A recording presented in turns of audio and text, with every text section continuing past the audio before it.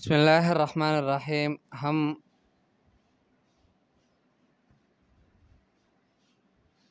اسم کی علامتیں پڑھ رہے تھے تو دو علامتیں ہم پہلے پڑھ چکے۔ جر بھی اسم کی علامت ہے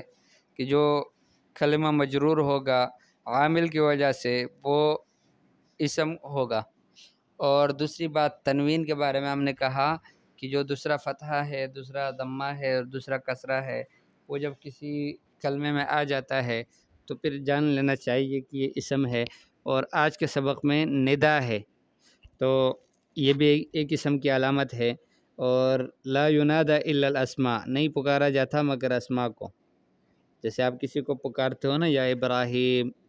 آگے مثالیں بھی دی ہے، یا ایھا النبی، یا صالح، یا ارض، یا جبال، یا مریم، تو یہ سب کے سب اسماء ہیں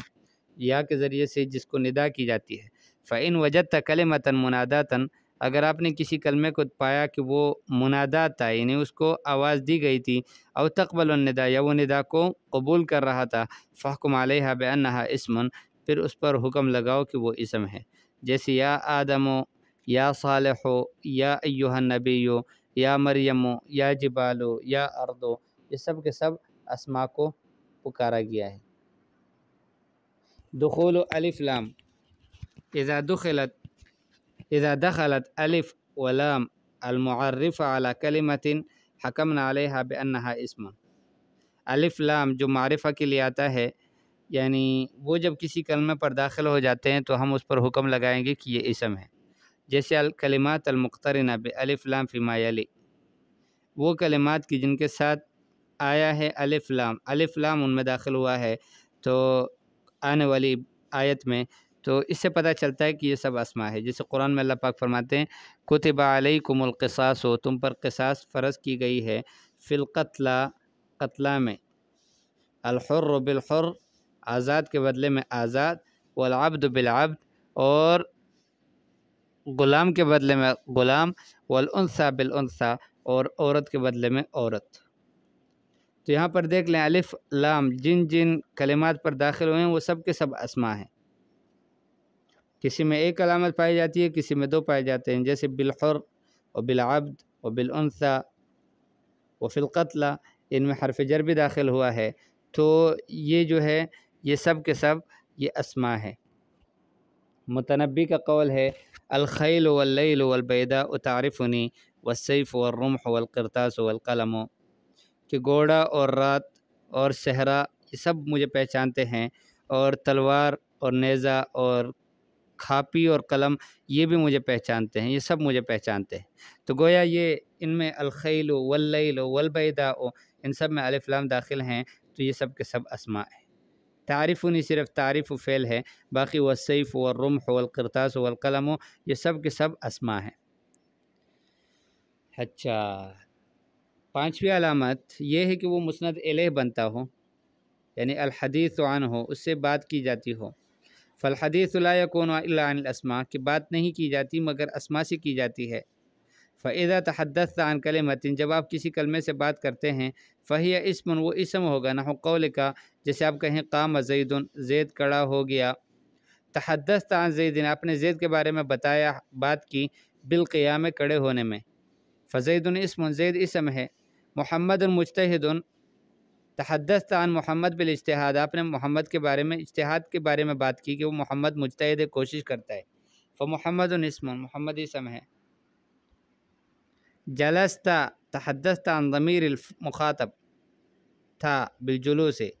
جلست اگر آپ نے کہا تو آپ نے بات کی اس مخاطب کے ضمیر سے کہ جو جلستہ میں ہے، اور بات آپ نے کی جلوس کی کہ وہ بیٹھ گیا، فہذا ضمیر اسم، وہ ضمیر اسم ہے۔ حضر من احبہ، تحدثت عن الاسم الموصول من بالحضور، کہ وہ حاضر ہوا جس سے مجھے محبت ہے، تو آپ نے گویا اس اسم موصول کے بارے میں بتایا، اس کے بارے میں بات کی کہ وہ حاضر ہو جائے جو کہ من ہے اس عبارت میں، فہو اسم، وہ اسم موصول بھی اسم ہے۔ تو گویا یہ ہے کہ مسند الیہ یعنی جس سے بات کی جاتی ہے وہ اسم بنتا ہے، یہ بھی اسم کی ایک علامت ہے۔ ٹھیک ہے انشاءاللہ، یہ تھا گزشتہ سبق۔ آج کے سبق میں ثانیاً الفعل، تو فعل کے بارے میں یہ ہے کہ پہلے فعل کی تعریف یہاں لکھی ہوئی ہے، هو کلمۃ دلت علی معنی فی نفسها واقترنت باحد الازمنة الثلاثہ، کہ یہ وہ کلمہ ہے کہ جو ایک معنی پر دلالت کرتا ہے اور تین زمانوں میں سے کسی ایک زمانے کے ساتھ مقترن ہوتا ہے، جیسے کتبہ یدل علی الکتابۃ فی الماضی، یہ دلالت کرتا ہے کتابت پر ماضی میں، یکتبو یدل علی الکتابۃ فی الحال، یہ اب حال کے زمانے موجودہ زمانے میں کتابت پہ لکھنے پر دلالت کرتا ہے، اور اکتب یدل علی الکتابۃ فی المستقبل، یہ دلالت کرتا ہے کتابت کے بارے میں، کتابت پر مستقبل میں۔ اقسام الفعل، فعل کی اقسام، ینقسم الفعل الى ثلاثة اقسام، فعل تین قسموں کی طرف منقسم ہوتا ہے، ماض و مضارع و امر، ماضی اور مضارع اور امر۔ الماضی هو ما دل على حدث وقع قبل زمان التکلم، ماضی وہ ہے کہ جو دلالت کرتا ہے کسی کام کے ہونے پر کہ وہ کام ہوا ہو تکلم کے زمانے سے پہلے، تکلم کے زمانے سے پہلے کوئی کام ہو چکا ہے تو اس پر جو دلالت کرے گا وہ ماضی ہوگا، جیسے کتبہ، فہمہ، دخل، خرج، استغفر۔ کتبہ اس نے لکھا، فہمہ وہ سمجھا، دخل وہ داخل ہوا، خرج وہ نکلا، استغفر اس نے استغفار کی۔ علامتہ ان یصلح لان تتصل به تاء التانیث الساکنہ، اس کی علامت یہ ہے ماضی کی کہ تاء التانیث الساکنہ اس کے ساتھ آ سکے۔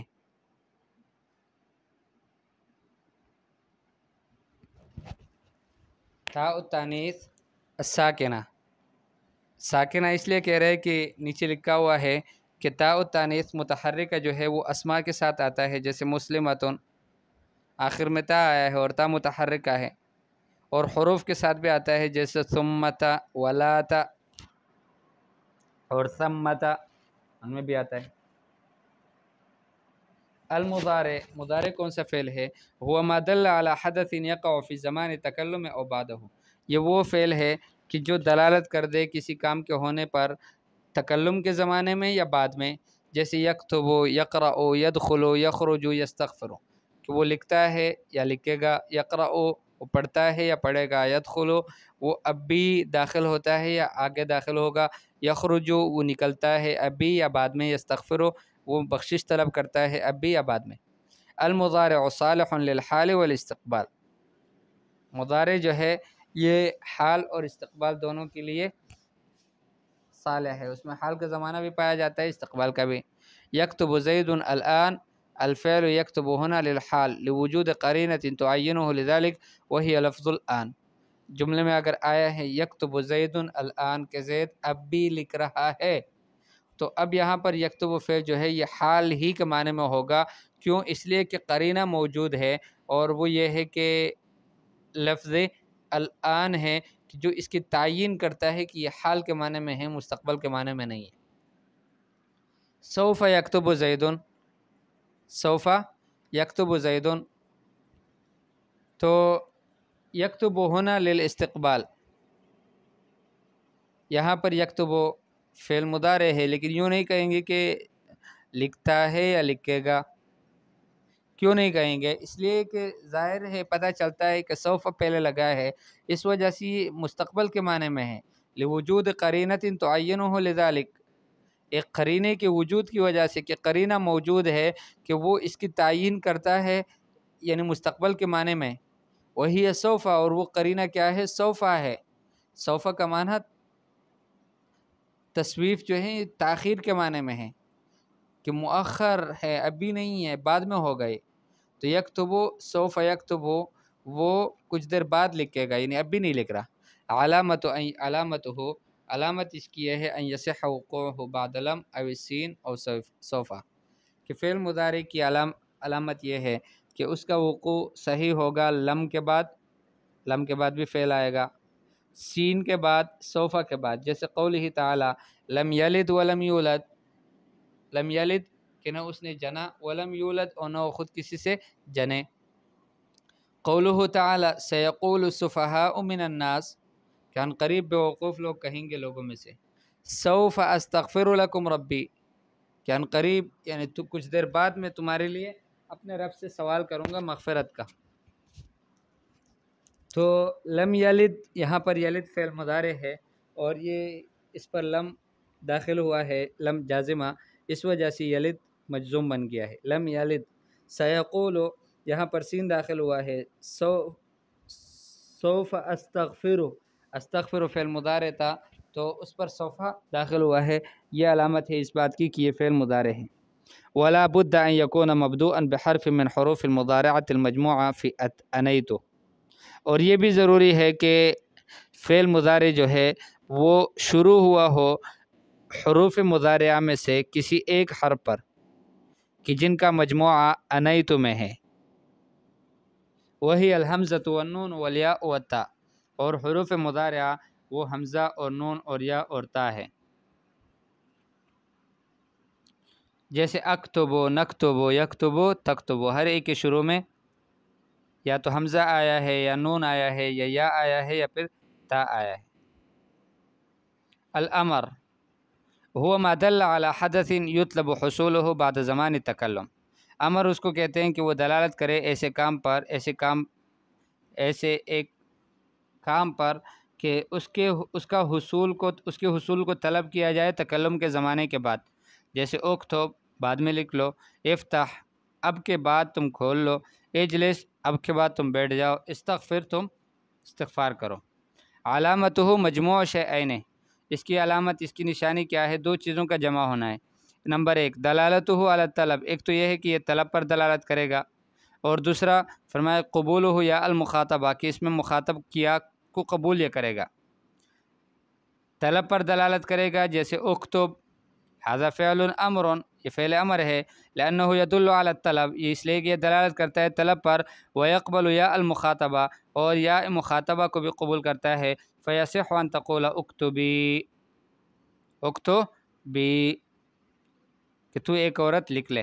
ونحو قولہ تعالی، اور قول اللہ پاک کا، فکلی وشربی وقری عینا، کہ تو کھائیں اور پئیں اور اپنی آنکھوں کو ٹھنڈی کر دیں۔ فالکلمات کلی وشربی وقری افعال امر، یہ تین کلمات افعال امر ہے، کیوں؟ لأنہا دلت علی الطلب، اس لیے کہ دلالت کرتی ہیں طلب پر، وقبلت یا المخاطبہ، اور مخاطب کی یا کو بھی قبول کرتے ہیں۔ فإن دلت الكلمة على الطلب ولم تقبل ياء المخاطبة نحو سهن بمعنى اسكت فليس بفعل امر وانما هي اسم فعل امر، اگر کلمہ دلالت کرے طلب پر لیکن مخاطب کی یا کو قبول نہ کرے، جیسے کوئی کہے سہن، کوئی بہت بولتا ہو تو اس کے سامنے تم کہو سہن، بمعنی خاموش ہو جاؤ، اسکت، فلیست بفعل امر، یہ فعل امر نہیں ہے، وانما هي اسم فعل امر، اور یہ اسم، جبکہ یہ اسم فعل امر ہے۔ اسماء فعل امر اور بھی بہت سارے ہیں، تو ان میں سے ایک سہن بھی ہے۔ وَإِن قَبِلَتْ يَا الْمُخَاطَبَةَ، اگر مخاطب کی یا کو تو قبول کر لیا، وَلَمْ تَدُلَّ عَلَى الطَّلَب، اور طلب پر دلالت نہیں کیا، نحو تقومین، تقومین، فَلَيْسَتْ بِفِعْلِ امر، یہ بھی فعل امر نہیں ہے، وَإِنَّمَا هِيَ فعل مضارع، اور یہ فعل مضارع ہے۔ ٹھیک ہے، انشاءاللہ آج کا سبق اتنا ہی کافی ہے، آسان ہے بہت، کوئی مشکل اس میں نہیں ہے، پھر آگے انشاءاللہ حرف سے متعلق سبق پڑھیں گے۔ السلام علیکم ورحمۃ اللہ وبرکاتہ۔